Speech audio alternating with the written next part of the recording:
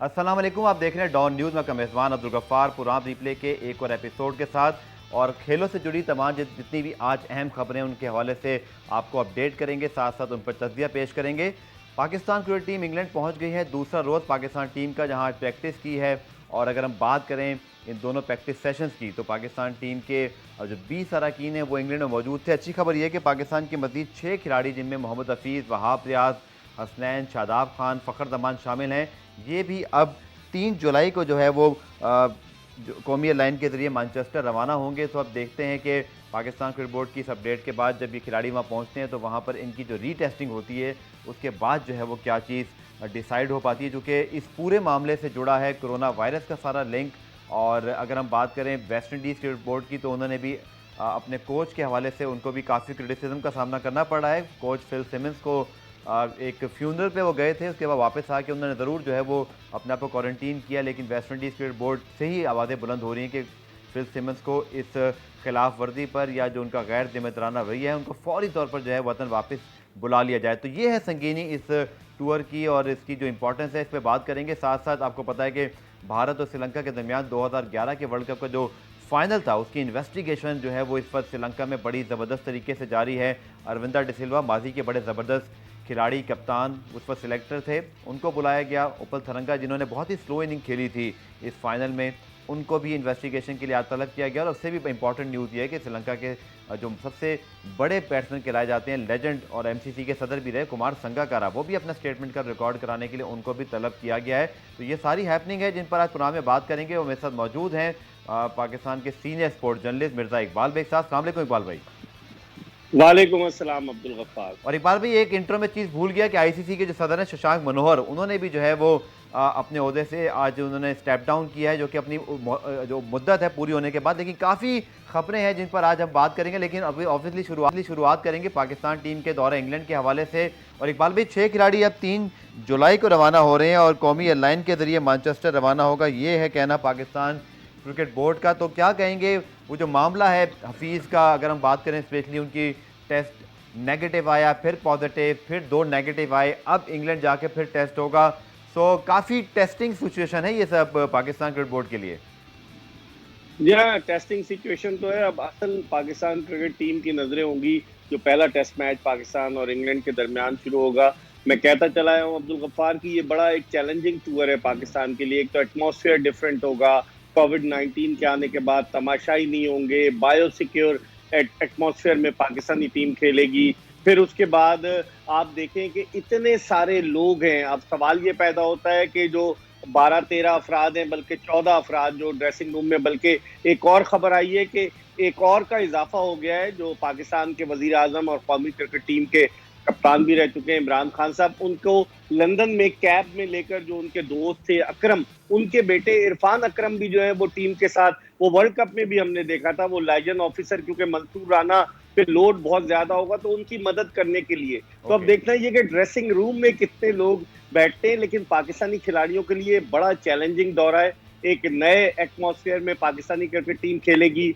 आप देखें, माजी में हम खेलते आए, ऑस्ट्रेलिया में भी खेले कोकाबुरा बॉल से, यहाँ पर ड्यूक की गेंद इस्तेमाल होगी। आपका बॉलिंग अटैक देखें अब्दुल गफ्फार, 2 तजुर्बाकार नॉन इनएक्सपीरियंस टाइप के 2 बॉलर्स मौजूद हैं, शाहीन शाह अफरीदी और नसीम शाह, लेकिन उनमें बड़ा पोटेंशियल है। वो कैसा परफॉर्म करते हैं। अब्बास इंग्लिश कंडीशंस में खेलते चले आए हैं। आया वहाब रियाज, जिन्होंने अपनी अवेलेबिलिटी शो की थी टेस्ट मैचेस के लिए, क्या उनको मिसबा टेस्ट टीम में शामिल करते।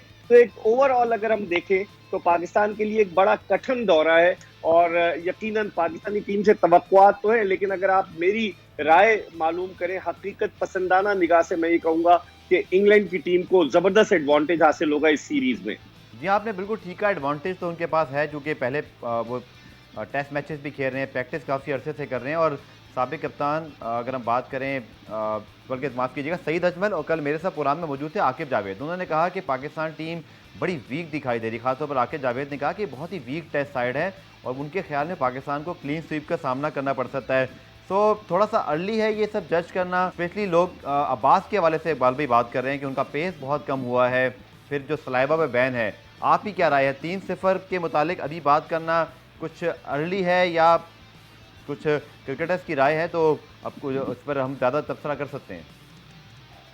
देखिए, पाकिस्तानी क्रिकेट टीम हमेशा से अनप्रिडिक्टेबल टीम रही है। मुझे याद है 2016 में मैं था इंग्लैंड में, जब पाकिस्तान ने आखिरी मर्तबा टेस्ट मैच खेला, तो ओवल टेस्ट में यूनुस खान ने डबल सेंचुरी बना दी, पाकिस्तान टेस्ट मैच जीत गया। लॉर्ड्स में पाकिस्तान इंग्लैंड को हरा चुका है, तो पाकिस्तान को राइट ऑफ नहीं किया जा सकता इस टूर पे। लेकिन ये बात तो हकीकत है, ऑन पेपर पाकिस्तान की टीम बड़ी कमजोर टीम है, अजहर अली बैटिंग के शोबे में, लेकिन सारी नजरें हमारी बाबर आजम पर हैं। हमने यहाँ से मिलाना शुरू कर दिया विराट कोहली से बाबर आजम को। बाबर आजम ने 2015 में अपना इंटरनेशनल क्रिकेट करियर शुरू किया था, 5 साल हुए, इब्तदाई 2-3 साल तक वो इतनी तेजी से आगे की तरफ नहीं आए। गुज़िश्ता 1-2 बरस में उन्होंने अपनी सलाहियतों के जौहर दिखाए, लेकिन इट्स टू अर्ली कंपेयर करना। याद है आपको, अहमद शहजाद को भी हमने विराट कोहली से कंपेयर करना शुरू कर दिया था, उमर अकमल की भी तारीफ में जमीन आसमान के कलाबे मिलाने शुरू कर दिए थे। कहाँ गए वो लोग?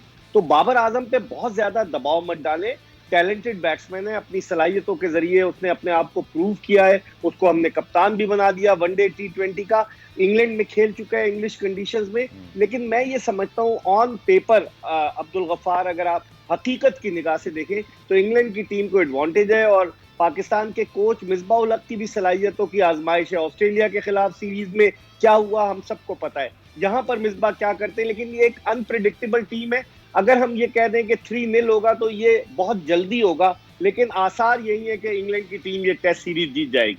इकबाल भी जो 6 खिलाड़ी ज्वाइन करेंगे, ऑब्वियसली हफीज़ इस पर स्पेशली अगर उनकी बात करें तो एक कंट्रोवर्शियल ट्वीट के बाद मेरी इत्तला के मुताबिक पाकिस्तान क्रिकेट बोर्ड बिल्कुल भी खुश नहीं है, और शायद उनका सिलेक्शन हो गया और फिर उनका टेस्ट जो है वो नेगेटिव आया, तो इस वजह से मजबूरी में शायद उनको भेजना पड़ रहा है। लेकिन कोई अच्छा इस पर रिलेशनशिप नहीं है उनका और इस पर पाकिस्तान क्रिकेट बोर्ड का। कितनी इंपॉर्टेंट है इकबाल भी उनके लिए सीरीज? सीनियर खिलाड़ी हैं, माजी में परफॉर्मेंसेज दी हैं, पाकिस्तान टीम के कप्तान रहे हैं, लेकिन एक ऐसे मौके पर जब पाकिस्तान क्रिकेट बोर्ड बहुत ज़्यादा डेस्परेट था कि पाकिस्तान की टीम इंग्लैंड का टूर करे और पाकिस्तान इंग्लैंड दोनों को सीरीज़ की ज़रूरत है, उनके ट्वीट ने बहुत सारे जो प्लान्स हैं पीसीबी के उनको डिस्टर्ब किया। आप क्या समझते हैं कि अगर ये सीरीज़ अगर वो ना अच्छा खेल सके तो फ्यूचर क्या होगा हफीज़ का इस क्रिकेट बोर्ड के होते हुए? देखिए, जो पाकिस्तान क्रिकेट बोर्ड के सीईओ हैं वसीम खान साहब, वो तो हफीज से कतई खुश नहीं है। खबरें आ गई, हालांकि वसीम खान साहब ने खुद बड़ा ब्लंडर किया। उन्होंने आकर बता दिया कि फला फला के टेस्ट जो है वो नेगेटिव आए और फला फला के टेस्ट पॉजिटिव आए। और हफीज पाकिस्तान क्रिकेट बोर्ड के लिए गुज़िश्ता 1-2 बरस से इतने उनके ब्लू आइड बॉय नहीं रहे हैं। हफीज पर तनकीद होती रही कि वो कैरियर खत्म हो जाएगा उनका। अब वो ये खेलना चाह रहे थे ये सीरीज, अब इत्तेफाक से आप देखें पूरी दुनिया कोविड-19 में मुब्तला हो गई, वरना 15 अक्टूबर से जो वर्ल्ड T20 शुरू होने वाला है ऑस्ट्रेलिया में, उसके हवाले से भी अभी कोई फैसला नहीं होता। वो हफीज का आखिरी टूर्नामेंट होता। अब हफीज पर दबाव होगा, पाकिस्तान क्रिकेट बोर्ड के वो इतने काबिले एतमाद वो नहीं रहे, और उन्होंने टेस्ट पर भी एक क्वेश्चन मार्क लगा दिया ना, कि जो उन्होंने एक और टेस्ट करा लिया, जिसकी वजह से क्रिकेट बोर्ड उनसे नाराज है। अब देखते हैं कि वसीम खान साहब क्या रवैया इख्तियार करते हैं, क्योंकि सारे शॉट्स तो आपको पता है कि इस वक्त क्रिकेट बोर्ड में एहसान मानी तो एक खामोश तमाशाई है। वसीम खान साहब प्रेस कॉन्फ्रेंसेस भी कर रहे हैं, मीडिया पे भी आ रहे हैं, सारे शॉट्स खेल रहे हैं। अब देखते हैं होता क्या है। बाज लोग तो ये भी कहते हैं अब्दुल गफ्फार के वसीम खान की इंसिस्टेंस की वजह से, उनकी कोशिशों की वजह से, उनकी दिलचस्पी की वजह से पाकिस्तानी टीम का ये दौरा हो रहा है। कोई उनसे पूछे कि England and Wales cricket board Pakistan को क्या दे रहा है। वेस्ट इंडियन क्रिकेट बोर्ड को उन्होंने 3 मिलियन पाउंड जो है वो लोन दिया है। टीवी राइट्स की मद में उन्हें कई मिलियन पाउंड्स का जो है वो मुनाफा होगा। पाकिस्तान क्रिकेट बोर्ड को क्या मिल रहा है?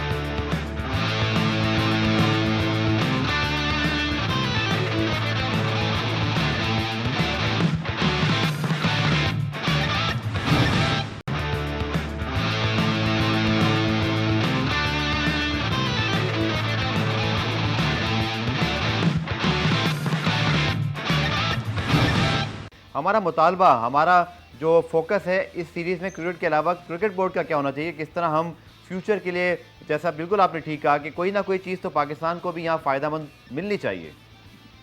बिल्कुल, हमारा ये अगर पैसों की तो बात करेंगे, क्योंकि England and Wales cricket board पैसे कमा रहा है, हमने उनको रेस्क्यू किया, लेकिन हमारे लिए सबसे अहम बात यह है कि इंग्लैंड की क्रिकेट टीम में आप देखें कि गुज़िश्ता 12-14 बरस से पाकिस्तान का दौरा नहीं किया।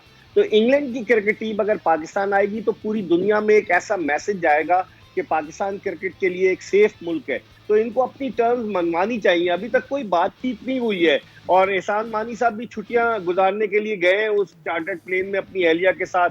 वो स्विस कॉटेज के पास उनका वहाँ रिहाइश है उनकी, लॉर्ड्स क्रिकेट ग्राउंड के पास। तो अब देखते हैं निगोशिएशंस क्या करते हैं पाकिस्तान क्रिकेट बोर्ड, क्या इस सीरीज के जरिए क्या पाता है। क्योंकि मिसबाह उल कहते हैं, मिसबाह उल का आपने देखा होगा, वो ये तो कह रहे थे कि नहीं जी हमने कोई वो नहीं है, हम तो जा रहे हैं खेलने के लिए। पाकिस्तान क्यों हर एक के लिए जो है वो रेस्क्यू के लिए आ जाता है। आखिर हमारी क्रिकेट, और एहसान मानी साहब कहते हैं 2 साल तक हम सस्टेन कर जाएंगे इस कोविड-19 से। ऑस्ट्रेलिया ने अपने असिस्टेंट कोच ग्रैम हिक को फारिग कर दिया, दुनिया भर में कम कर रहे हैं लोग, लेकिन हमारा क्रिकेट बोर्ड बस अल्लाह ही हाफिज है। और फिर 14-14 आदमी जा रहे हैं, आप देखें किस तरीके से $150 डेली अलाउंस मिलेगा वहां मजे से पाकिस्तान के गर्म मौसम के बरक्स। अब आप मुझे बताएं, अगर मैं तनकीद बराए तनकीद नहीं, डॉक्टर सुहेल सलीम का क्या काम है जब यहाँ पर इनके कोविड टेस्ट हो गए और वो चले गए खिलाड़ी, तो क्या इंग्लैंड में डॉक्टर नहीं है कि डॉक्टर सुहेल सलीम के आपकी... बारे में भी मुझे ये इत्तला है कि जो उन्होंने भी प्रेस कॉन्फ्रेंस में एक बड़ा रिस्क करार दे दिया था, और फिर जिस तरह उन्होंने एक ओपन स्टेटमेंट दिया था जिसको दुनिया भर में बड़ा उसको फिर बाद में चलाया गया। मेरी इत्तला के मुताबिक सुहेल सलीम साहब भी चले तो गए चूँकि नाम और मैनेजमेंट में आ गया था, लेकिन कुछ खुश नहीं है उनसे भी पाकिस्तान क्रिकेट बोर्ड के जो टॉप ऑफिशियल्स हैं, और शायद आफ्टर इंग्लैंड सीरीज उनको भी प्रॉब्लम का सामना करना पड़ सकता है। पूरा आप देखें रीवैम्प किया है वसीम खान साहब ने। जो नेशनल क्रिकेट एकेडमी थी उसका नाम बदल रहे हैं, उसको हाई परफॉर्मेंस सेंटर रख रहे हैं। फिर उसके बाद जितने लोग थे, चाहे वो मुदस्सर नजर हो, हारून रशीद, शफीक पापा, अली जिया, सारे लोग चले गए, सुभान अहमद, मिकी आर्थर। लेकिन इकबाल भी समझते हैं कि एटलीस्ट जिन लोगों के नाम लिए मिकी आर्थर के अलावा बड़े ज़माने से ये लोग क्रिकेट बोर्ड में बैठे हैं और कोई ख़ास तब्दीली या कोई विजन कभी दिखाई नहीं दिया, और हम सब इन पर तनकीद भी करते रहे। लेकिन ये बड़ा इंपॉर्टेंट है इकबाल भाई, मेरा ख्याल है, आपकी एक्सपर्ट ओपिनियन भी चाहिए, कि रिप्लेसमेंट बहुत अच्छी आनी चाहिए। सकलैन मुश्ताक अच्छी रिप्लेसमेंट है, नदीम खान की साख भी अच्छी, लेकिन और मज़ीद लोग आप समझते हैं इस तरह के आने चाहिए। खासतौर पर यूनुस खान के हवाले से अगर मैं आपसे पूछूँ, एक सीरीज़ के लिए उनका तकर्रुर किया गया जो मेरे ख्याल में नाकाफ़ी है। यूनुस खान जैसे एक अजीम बैट्समैन की खिदमत हमें लॉन्ग टर्म हासिल करनी चाहिए। तब्दीली अगर लानी है तो फिर अल्टरनेट अच्छे लाने होंगे। पॉपुलर डिसीजन लिया है ना यूनुस खान को लाकर, क्योंकि उन पर तनकीद हो रही थी क्रिकेट बोर्ड पर। यूनुस खान के मज़ाकरात हुए थे, उन्हें अंडर 19 टीम दी जा रही थी, वसीम खान साहब ने उनसे बात की थी, यूनुस तैयार नहीं हुए, और फिर उसके बाद अब क्रिकेट बोर्ड क्रिटिसिज्म का शिकार था। आप कहते हैं मुदस्सर नजर का जाना क्यों ठहरा? मुदस्सर नजर तो वजीर आजम के बहुत करीब है, मुदस्सर नजर बड़े तजुर्बाकार हैं, आईसीसी की एकेडमी में काम कर चुके हैं। मुदस्सर नजर और वसीम खान के दरमियान थोड़ी तल्ख कलामी हुई है, मैं आपको अंदर की बात बताऊं, और मुदस्सर नजर ने अपना कॉन्ट्रैक्ट रिन्यू न कराने का फैसला किया। उसकी वजह यह है कि मुदस्सर नजर के करीब थे अली जिया, और अली जिया को जब फारिग किया गया, उनके खिलाफ इन्वेस्टिगेशन, उन्होंने रिजाइन कर दिया। तो क्रिकेट के मामलात एरोगेंट अंदाज में चलाए जाते हैं, क्रिकेट के मामलात मफाहमत के साथ चलाए जाते हैं। वसीम खान साहब को इंग्लैंड में रहने का तजुर्बा है, पाकिस्तानी कल्चर से वो नावाकिफ है। मुदस्सर नजर आपके काम आ सकते थे, मुदस्सर नजर जो चले गए एक बहुत बड़ा नाम। वसीम खान साहब तो जाकिर खान साहब की भी छुट्टी करना चाह रहे थे, वो चाह रहे थे बिल्कुल नए लोग लाएं, लेकिन उन्हें पता है कि जाकिर खान पीसीबी के पेट्रन, वजीर आजम के इंतहाई करीब हैं। और अब आप माजी में देखें ना कि जाकिर खान जब भी वजीर आजम से मिलने के लिए गए, लोगों को लेकर, वसीम खान को नहीं लेकर गए आप। तो ये अंदर अंदर खिचड़ी तो पक रही है, लेकिन अब देखते हैं। हम तो चाहते हैं कि पाकिस्तान क्रिकेट बेहतरी की तरफ जाए अब्दुल गफ्फार, मेरा, आपका और सब लोगों का मकसद यही है कि क्रिकेट बेहतर हो। वसीम खान साहब ने क्या किया? इतने अरसे से आए हैं, इंग्लैंड में रहे हैं, वो इंग्लैंड में पैदा हुए, उन्होंने किया क्या है पाकिस्तान क्रिकेट में? आप मुझे बता दें कि डिपार्टमेंटल क्रिकेट खत्म हो गई, क्लब क्रिकेट खत्म हो गई, क्या ऊपर के गिमिक्स दिखाकर के नेशनल क्रिकेट एकेडमी का नाम बदल के नए लोग लाकर हम क्रिकेट को बेहतर करेंगे? मेरी तो समझ में नहीं आ रहा। अल्लाह करे कि आइंदा आने वाले वक्त में वो सीखे और कुछ बेहतर करे, लेकिन ये लेस्टर शायर नहीं है, ये पाकिस्तान क्रिकेट बोर्ड है। यहाँ वसीम खान को अपनी अथॉरिटी को मनवाना पड़ेगा, और दोस्ती यारी के अलावा मेरिट पर इन्हें काम करना पड़ेगा। फैसले तो कुछ लिए हैं उन्होंने, कुछ उस पर एतराज़ात भी हैं, सख्त फैसले भी करार दिए जा रहे हैं जैसे आपने कहा, लेकिन अब वक्त बताएगा कि वसीम खान साहब के जो फैसले हैं पाकिस्तान क्रिकेट के लिए कितने सूदमंद साबित हुए। इकबाल भाई, इंटरनेशनल न्यूज़ भी बहुत हैं जिन पर आज बात करेंगे, चूँकि जुड़ी हुई हैं ये खबरें पाकिस्तान क्रिकेट से भी, और आईसीसी के चेयरमैन शशांक मनोहर ने भी जो है वो आज स्टेप डाउन हुए, उनके 2 साल मुकम्मल हुए। आपको पता है कि इससे पहले खबरें आई थी कि एहसान मानी साहब के लिए भी जो है वो कुछ लॉबिंग करने की कोशिश की गई, उसके बाद उस खबर को एहसान मानी साहब ने खुद डिनाई कर दिया। शशांक मनोहर कोई भारतीय साबिक आईसीसी के सदर भी हैं, लेकिन बीसीसीआई के सदर भी रहे, कोई अच्छी साख नहीं रही थी उनकी इंडिया के अंदर, क्रिटिसिज्म का सामना कर रहे थे। कैसा आप इस चीज़ को पूरा देखते हैं? और आईसीसी ऑलरेडी क्रिटिसिज्म में है कि वर्ल्ड टी20 के हवाले से या कोविड के हवाले से कोई डिसीजन मेकिंग नहीं हुई। आप आज के इस स्टेप डाउन करने के फैसले पर क्या अपना तबसरा करेंगे? देखिए 2 साल तो अब्दुल गफ्फार पूरे हो गए शशांक मनोहर के, वो लॉयर है, भारत में उनकी एज अ लॉयर अच्छी रेपुटेशन है, और श्रीनिवासन की जगह वो आए थे आईसीसी में। तो शशांक मनोहर वाकई में इतना मुतहरिक किरदार अदा नहीं कर सके। आपको याद होगा नजम सेठी साहब के दौर में जब मिलने के लिए गए थे पाकिस्तान क्रिकेट बोर्ड के ऑफिशियल मुंबई में, जो वहां वानखेड़े स्टेडियम में क्या हुआ था सबको पता है। शशांक मनोहर वो काम नहीं कर सके। और एहसान मानी के लिए तो खबरें चलाई गई थी, एहसान मानी का नाम कहीं नहीं था। अगर ऐसा होता तो आज एहसान मानी जो होते वो आईसीसी के कायम मुकाम सदर बन जाते। इमरान ख्वाजा कैसे बन गए आईसीसी के कायम मुकाम सदर? इसका मतलब ये है कि वो तो खबर उड़ाई गई थी। अब देखते हैं कि अगला सदर कौन आता है। मेरी जो अपनी इत्तलात है, कॉलन ग्रेव्स जो England and well cricket board के वो जो सरबराह है, वो बड़े जिसे कहना चाहिए कि फेवरेट हैं, उनका नाम आ रहा है बार बार। और मुझे लगता यही है कि अभी तो टेम्परेरीली इन्होंने इमरान ख्वाजा को बनाया, लेकिन कॉलन ग्रेव्स को जो है वो आईसीसी की सदारत दी जाएगी। पाकिस्तान क्रिकेट बोर्ड का अब क्या आइंदा लायामल होना चाहिए आईसीसी के सदर के हवाले से? चूँकि ये प्रॉब्लम है कि अगर आप अपनी लॉबिंग करें और जीत कोई और जाए तो पाकिस्तान की पहले ही जो आईसीसी में बड़ी मुश्किल से कुछ अच्छी पोजीशंस मिली हैं। इकबाल भाई, पाकिस्तान का इस आईसीसी के जो नए चेयरमैन का इंतखाब है, कितना अहम है ये मामला? चूँकि आगे हमें बहुत सारी इंटरनेशनल सीरीज़ और पीएसएल के हवाले से अगर विंडो है, क्योंकि कोविड के से आपके इल्म में है कि एफटीपी को भी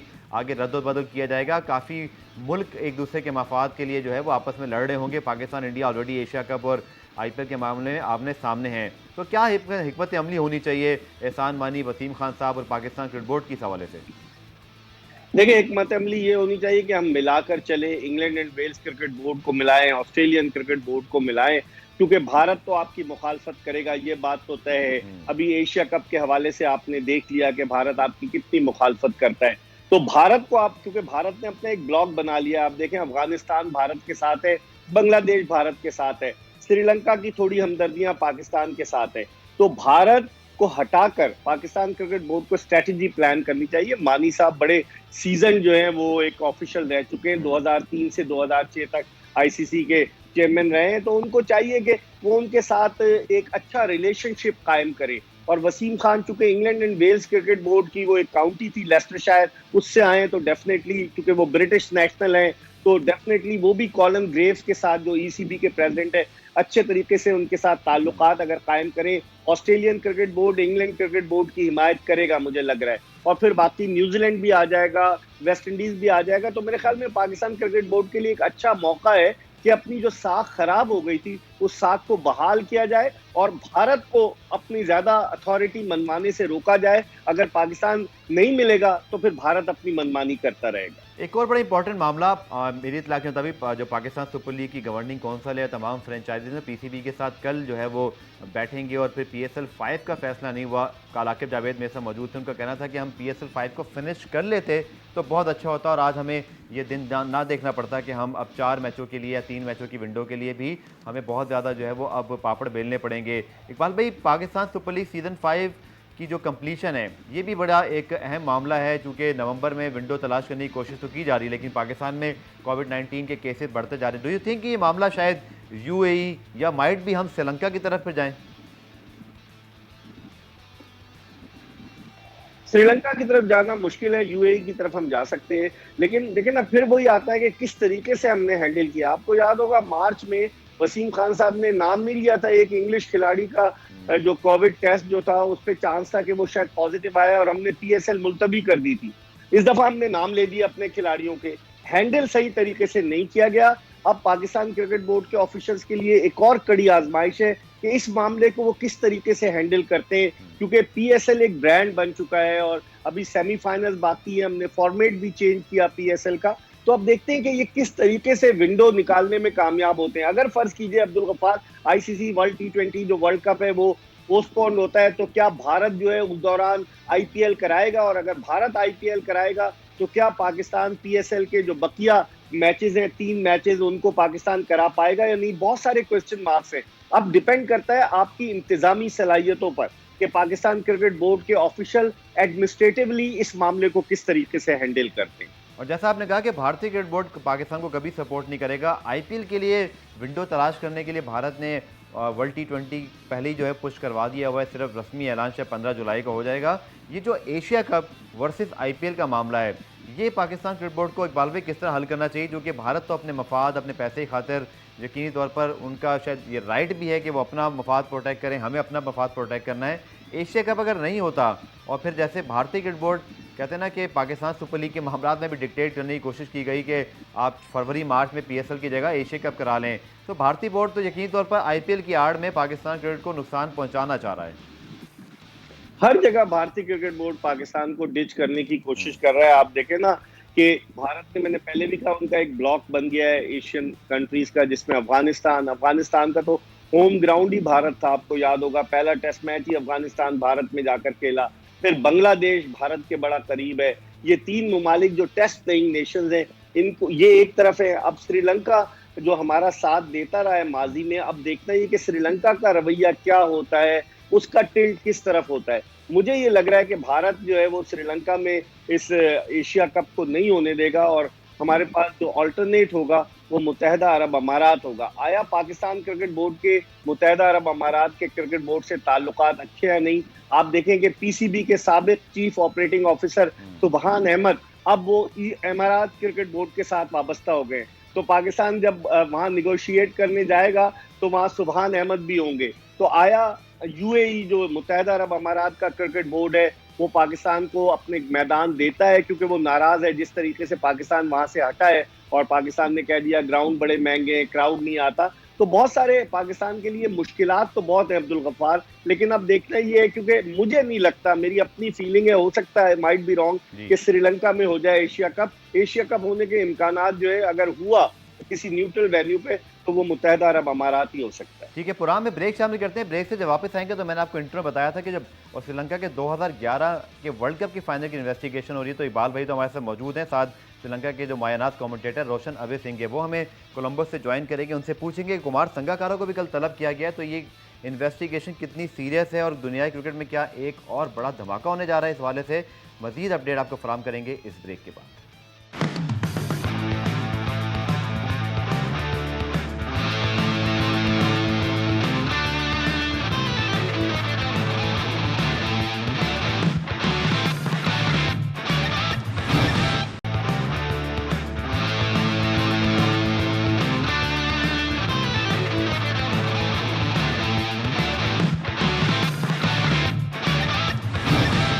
प्रोग्राम रिप्ले में खुशामदीद। तो ब्रेक से पहले हमने पाकिस्तान के दौरे इंग्लैंड के हवाले से तफसीली बात की थी और अब बात करते हैं एक ऐसी खबर की जो इस वक्त दुनिया क्रिकेट में मौजूद बहस बनी हुई है। इंडिया और श्रीलंका के दरमियान जो वर्ल्ड कप 2011 का फाइनल था जिसमें भारत ने कामयाबी हासिल की थी, श्रीलंका के साबिक स्पोर्ट मिनिस्टर ने उसको एक ऐसा मैच करार दिया जो शायद श्रीलंका जानबूझ के हारा था, और उसकी इन्वेस्टिगेशन अब जो है श्रीलंका की स्पोर्ट मिनिस्ट्री कर रही है। श्रीलंका के इस खबर के हवाले से काफ़ी डेवलपमेंट्स हैं और इसमें बात करने के लिए हमारे साथ मौजूद हैं श्रीलंका के रिनाउंड कमेंटेटर हैं Roshan Abey Singh. Roshan, thank you for your time and good evening.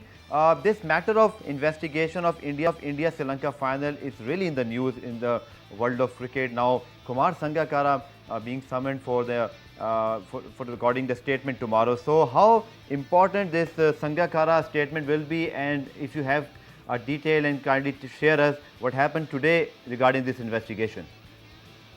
Good evening, Abdul. Thanks for having me. Yes, it is shocking to say the least, because it's 9 years after the event. See, the question that most people would ask is, why was it, if it is true, why did it take so long for the minister to come out with it? So, of course, he has, in his statement stated that there's been periodical reports about it and he's taken some action about it, but see, nothing as dramatic as what has happened today. Hello? Yes, please carry on. Yeah, also, it's not just Kumar Sangakkara. Aravind De Silva was summoned to the investigation unit yesterday. I believe his statement was recorded for almost 5 hours. And also Upul Tharanga, I believe, was called today. Right. So what the investigators are doing is that they are just making sure that they're speaking to people who matter. I mean, by speaking to them, it doesn't in any way suggest that these parties are guilty. It is a case of they being the main stakeholders in the whole operation, with Aravinda being the chairman of selectors, Kumar being captain. All right. It's nothing but right that they call them for an inquiry. But as far as the impact in Sri Lanka, I think it's one of shock, one of surprise, and one of disappointment. All right. How many cricketers can be asked for an investigation, like Kumar Sangakkara being summoned? And also, I read a statement of the official that I think in their opinion, they are not speculating that the players were involved. They are talking about something else. So, what is actually happening in this investigation? Well, that is, I mean, that statement really doesn't hold water, isn't it? I mean, without the players, how can you fix a game?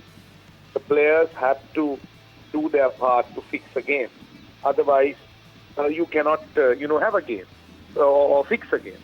So that is a little bit silly. That statement is silly. I don't think anyone would believe that. So, yes, the former sports minister did say that he is not in any way implying this to the players, but instead he was referring to some officials. So, well, we can only wait and see, because as far as we are concerned, as far as Sri Lanka is concerned, I wonder how authentic or how strong his claim could be if he is exonerating the players. All right. Thank you for your time, Roshan, and we hope that this investigation comes out with the result, because a lot of talk about this controversy. और इकबाल भाई के पास वापस चलते हैं. इकबाल भाई, रोशन का जो कहना था वो ये कह रहे हैं कि ये शॉकिंग तो है, इसकी इन्वॉल्वमेंट का जिक्र नहीं हो रहा और ऑफिशियल की बात हो रही है, लेकिन प्लेयर्स की इन्वॉल्वमेंट के बगैर कोई मैच कैसे है जो है वो आगे पीछे किया जा सकता है. तो आपकी क्या राय है इस पूरे मौके पर? क्योंकि अगेन रोशन ने भी वही बात की जो हम यहाँ कर रहे थे जब सलीम मलिक साहब का मामला है कि क्यों 10 साल बाद 9 साल बाद ही जो है वो चीज़ें सामने आती हैं. क्रिकेट डैमेज हो रहा है इकबाल भाई. देखिए, श्रीलंका में ना मैच फिक्सिंग के हवाले से अब्दुल गफ्फार बहुत सारी चीजें माजी में भी सामने आती रही हैं. आपको याद होगा कि श्रीलंकन प्रीमियर लीग शुरू हुई और एक ही सीजन के बाद वो लीग खत्म हो गई, क्योंकि मैच फिक्सिंग के बहुत सारे वाकयात जो थे स्पॉट फिक्सिंग के उसमें सामने आए. फिर अर्जुना रानाटुंगा, जो श्रीलंका की क्रिकेट टीम के साबिक कप्तान भी रहे, मिनिस्टर भी थे, उन्होंने कहा कि Sri Lankan cricket board is run by a bookie. उन्होंने इल्जाम लगाया श्रीलंकन क्रिकेट बोर्ड के चेयरमैन पर. तो इसका मतलब है कि श्रीलंका में एक तो सियासत अपनी जगह पर, खिलाड़ियों का इन्वॉल्वमेंट अपनी जगह पर, और ऑफिशियल्स का भी इन्वॉल्वमेंट है, जो राणा टुंगा ने एक बहुत बड़ा स्टेटमेंट दिया था. तो मैं समझता हूं कि श्रीलंकन क्रिकेट को, और फिर मुझे याद पड़ता है कि जब 2011 में ये फाइनल हुआ था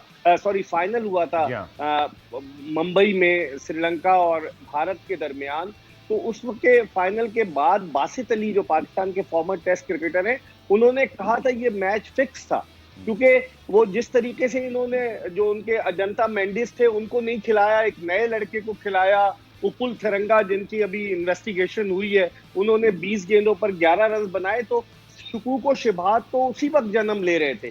तो श्रीलंकन क्रिकेट माजी में स्पॉट फिक्सिंग, मैच फिक्सिंग की जद में रही है. अभी आपको पता है कि उनका जो ग्राउंड है, क्रिकेट ग्राउंड, उसके जो ग्राउंड मैन को पिच टेम्पर करने के इल्जाम में जो है उस पर पाबंदी आयद की गई. तो इसका मतलब है कि कहीं ना कहीं ये ताने बाने तो मिलते हैं ना श्रीलंका में, और इन्वेस्टिगेशन हो रही है. अब क्या ये सियासी इंतकाम के तौर पर हो रही है? 9 साल गुजर गए, 9 साल के बाद हो रही है, लेकिन क्या ये इन्वेस्टिगेशन सही हो रही है, इसको हमें देखना होगा. और आप देखें ना, कुमार संगकारा जो उनके लिए लेजेंड से कम नहीं, उनको भी बुलाया गया है. अरविंदा डिसल्वा, एक 96 के वर्ल्ड कप के कामयाब तरीन बैट्समैन थे, उनको भी बुलाया गया. तो देखते हैं श्रीलंका में. वैसे होता है, श्रीलंका और भारत की सरहदें कुछ ज्यादा दूर नहीं है. आप कोलंबो से चेन्नई चले जाएं, कुछ ज्यादा दूर नहीं है, मद्रास. तो मुझे लगता है ताने बाने कहीं ना कहीं मिलते जरूर है. इसके साथ साथ अगर हम बात करें पाकिस्तान क्रिकेट की भी, जो हालिया दिनों में जब ये दोबारा बास्केट सुनाई दी और फिर सलीम मलिक साहब जो है वो मीडिया पर भी आए, उसके बाद जब वो पाकिस्तान क्रिकेट बोर्ड गए सवालात का जवाब देने, उसके बाद इकबाल भाई खामोशी है दोनों तरफ. मेरी जो इत्तलात है कि मामला तय पा गए हैं सलीम मलिक के और क्रिकेट बोर्ड के, जो मेरी इत्तलात है, तभी सलीम मलिक खामोश है. वरना वो थ्रेट कर रहे थे पाकिस्तान क्रिकेट बोर्ड को कि मैं आईसीसी के पास जाऊंगा. एक झाग की तरह उठे और बैठ गए. लगता है इसके पीछे और भी लोग, और भी अवामिल जो थे वो कार फरमा थे, वरना सलीम मलिक तो 2008 में उन्हें अदालत ने जो है वो बरी कर दिया था। तो 12 साल उन्होंने इंतजार किया और आकर उन्होंने इधर उधर फिर हर टेलीविजन चैनल पर ये वो उन्होंने बहुत शोर मचाया, और फिर उसकी देखा देखी बहुत सारे लोग मैदान में कूद पड़े। आरिफ अब्बासी ने स्टेटमेंट दिया, बासित अली ने स्टेटमेंट दिया, खालिद महमूद आ गए, बहुत सारी चीजें हुई। तो मुझे जो मेरी इत्तलात है अब्दुल गफ्फार, लग रहा है कि मामला तय पा गए सलीम मलिक से, अभी उनको खामोश कराया गया। आइंदा आने वाले दिनों में पाकिस्तान क्रिकेट बोर्ड कोई ना कोई रास्ता निकालेगा कि सलीम मलिक पर से ये पाबंदी हटे, लेकिन उन्हें आईसीसी का भी खौफ और डर है कि आईसीसी कहीं इस मामले में ना कूद पड़े। तो देखते हैं अभी क्या होता है, लेकिन मामला लगता यही है कि ये ऊंट किसी करवट जरूर बैठ गया है। श्रीलंका में भी जो है मैच फिक्सिंग को एक बार भी क्रिमिनलाइज किया गया है। तकरीबन $5.5 लाख तक का जुर्माना, 10 साल कैद हो सकती है, और इसी वजह से ये इन्वेस्टिगेशन जो है बड़ी अहमियत की हामिल है कि अगर अब कोई पकड़ा जाता है या किसी पर कुछ चीज़ साबित होती है तो फिर क्रिमिनलाइज भी होगा। पाकिस्तान क्रिकेट बोर्ड ने भी इस हवाले से कुछ जो है वो कोशिशें की, और अभी शायद बताया जाता है कि मामला जो है वो अब पार्लियामेंट तक भी जाएगा। ये कितना ज़रूरी है, इस हवाले से काफ़ी खबरें आई, लेकिन ज़हीर अब्बास साहब ने, मुझे याद है मेरे इंटरव्यू में कहा था, वो कहते हैं कि अगर हमने क्रिमिनलाइज करना है तो फिर आप आज से शुरू ना करें, फिर आप पीछे भी जाएं और फिर आप उन तमाम लोगों को कटहरे में लाएं जिनकी वजह से क्रिकेट को जो है वो डैमेज हुआ। क्या समझते हैं इस क्रिमिनलाइज होने के बाद पाकिस्तान में स्पेशली मैच फिक्सिंग काबू में आ सकेगी? देखिए, क्रिमिनलाइज करने से पहले अगर पीछे की तरफ जाएंगे तो आपको याद होगा 1999 का वर्ल्ड कप था, एहसान मानी साहब का नाम भी आया था, लेकिन फिर जस्टिस करामत नजीर भंडारी ने उनको क्लियर कर दिया था, हालांकि उनको बुलाया गया था। तो अगर पीछे की तरफ जाएंगे तो बहुत से चेहरों पर से नकाब उतरेंगे और एक होने वाली कंट्रोवर्सी जन्म लेगी। अब देखते हैं होता क्या है। वो कौमी असेंबली की जो कायमा कमेटी बनाए बैनुल सूबाई राब्ता के बड़े अहम रुकन है इकबाल मोहम्मद अली खान साहब, उन्होंने इस मामले को उठाया। हाँ, बहुत मुतारिक है, उन्होंने इस मामले को उठाया क्योंकि वो जब वजीर आजम से अब से कुछ अर्सा कबल मुत्तहदा कौमी मूवमेंट का एक वफ्द मिलने गया था, तो इकबाल मोहम्मद अली खान ने वजीर आजम की तवज्जो इस जानिब दिलाई थी कि PSL के मैचों में एक बैटिंग कंपनी को, जो जुए की कंपनी थी, उसको सबलेट किया गया कॉन्ट्रैक्ट, और पाकिस्तान में तो जुआ हराम है। और फिर उसके बाद ये सारी चीजें जो थी इन्होंने जन्म लिया, और फिर उसके बाद असेंबली में अब ये जो बिल के लिए जा रहे हैं, अल्लाह करे कि बिल मंजूर हो जाए, लेकिन पिछला भी होना चाहिए मेरी राय में। ठीक है, पुराने में ब्रेक शामिल करते हैं। ब्रेक से जब वापस आएंगे तो क्रिकेट की बात हो रही है, लेकिन कौमी खेल हॉकी, पाकिस्तान स्पोर्ट्स बोर्ड के मामला हैं, उन पर बात करेंगे कि इस वक्त कोविड-19 के बाद हॉकी का क्या फ्यूचर है, जो कि FIH ने भी कोई अभी तक प्लान नहीं दिया। पाकिस्तान हॉकी फेडरेशन भी इस वक्त कह सकते हैं कि बिल्कुल फारिग बैठी है, क्या करना चाहिए, डिस्कस करेंगे इस ब्रेक के बाद।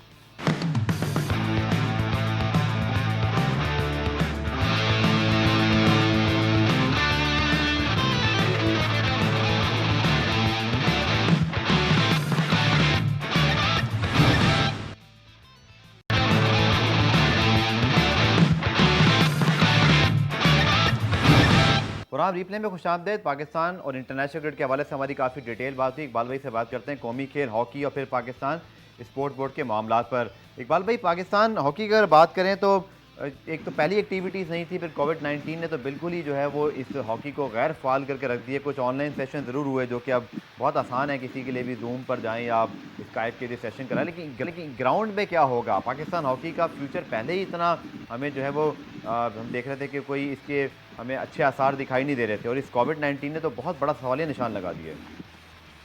बिल्कुल आपने सही कहा, क्योंकि पाकिस्तानी हॉकी टीम आप देखें कि टोक्यो ओलंपिक्स के लिए जो इस साल होने थे अब मुलतवी हो गए, उनके लिए भी क्वालिफाई नहीं कर सकी थी। कोचेस के हवाले से क्वेश्चन मार्क उठ रहा है कि पाकिस्तान हॉकी फेडरेशन ने जो कोचेस लगाए हैं, ख्वाजा जुनैद, उनका माजी क्या रहा है? हमेशा पाकिस्तानी, आपको याद होगा पाकिस्तानी टीम जो थी वो वर्ल्ड हॉकी लीग में 2 दफा भारत से हारी जब ख्वाजा जुनैद कोच थे, और 1 दफा कनाडा की टीम से हारी। ख्वाजा जुनैद आए, उन्होंने अपने मंजूर नजर लोगों को, समीर हुसैन जो चंद मिनट ओलंपिक खेले उन्हें कोच बना दिया, राना जहीर जो पाकिस्तान हॉकी फेडरेशन की कैटरिंग से लेकर किट्स तक का ठेका वो खुद लेते हैं, उन्हें कोच बना दिया।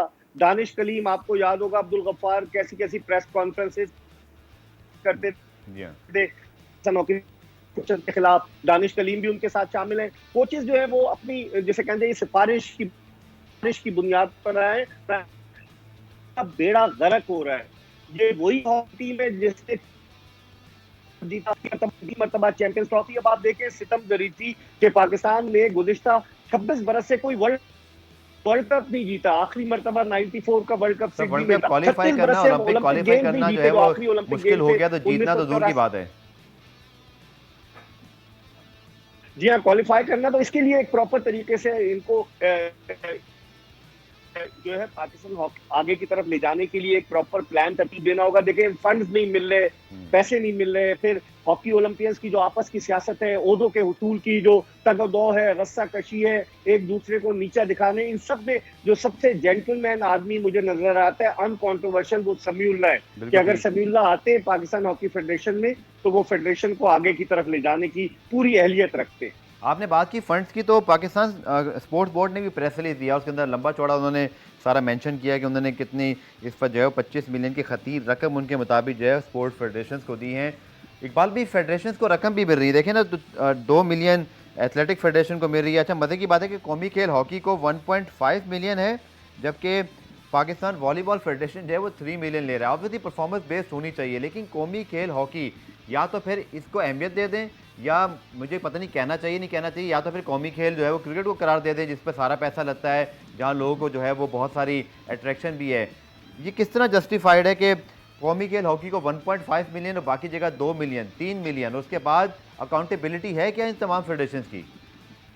देखिए उसकी बुनियादी वजह यह है कि बैनुल सूबाई राब्ते की वफाकी वजीर जो है डॉक्टर फहमीदा मिर्जा, आपको याद होगा कि जब 18वीं तरमीम आई जी हाँ। तो फिर जो वफाकी वजारत खेल खत्म कर दी गई और सूबों की वजारत खेल कायम की गई और बैनुल सूबाई राब्ते की एक वजारत कायम की गई।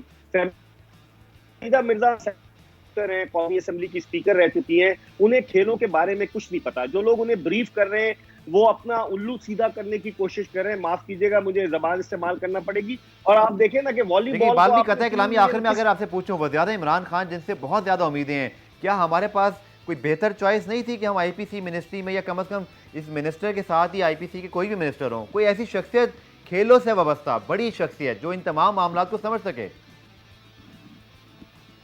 ये मजबूरी थी हमारी, क्योंकि वो ग्रैंड डेमोक्रेटिक अलायंस से जिसका ताल्लुक सिंध से है और उनके लिए यही मिनिस्ट्री थी। अब देखें क्या सूरत हाल बनती, लेकिन अब्दुल गफ्फार वो जो है ना, उनको जो डार साहब हैं पाकिस्तान स्पोर्ट्स बोर्ड में, वो रिटायर होने जा रहे हैं, वो ब्रीफ करते हैं और फिर डॉक्टर फहमीदा मिर्जा को इतना पता नहीं। आप देखें कितनी बड़ा ब्लंडर किया इन्होंने कि मोहम्मद आसिफ जो 2 मरतबा वर्ल्ड स्नूकर चैंपियनशिप जीते, उन्होंने नहीं बुलाया पैसे देने के लिए, वो अब तक धक्के खा रहे हैं। तो मिनिस्ट्री में भी बेहतरी लाने की जरूरत है और ठीक है। एक बार भी प्रोग्राम का वक्त अपने इख्तिताम की जानिब, लेकिन मैं जरूर कहूंगा कि जो पाकिस्तान स्नूकर फेडरेशन है बहुत प्रोमिनेंट उनका काम है, उन्होंने टाइटल्स लाए हैं, लेकिन हमेशा वो बेचारे जो है वो लेटर्स लिखते रहते हैं जब वीज़े का इजरा का मसला हो, टिकट्स का मसला हो, लेकिन सुनवाई बड़ी मुश्किल से होती है। और साथ साथ जैसा आपने खुद कहा कि वर्ल्ड चैंपियन को भी अपने हक के लिए आवाज़ बार बार बुलंद करना पड़ी। प्रोग्राम रिप्ले देखने का शुक्रिया। कल दोबारा से मुलाकात होगी, तब तक के लिए अल्लाह हाफ़िज़।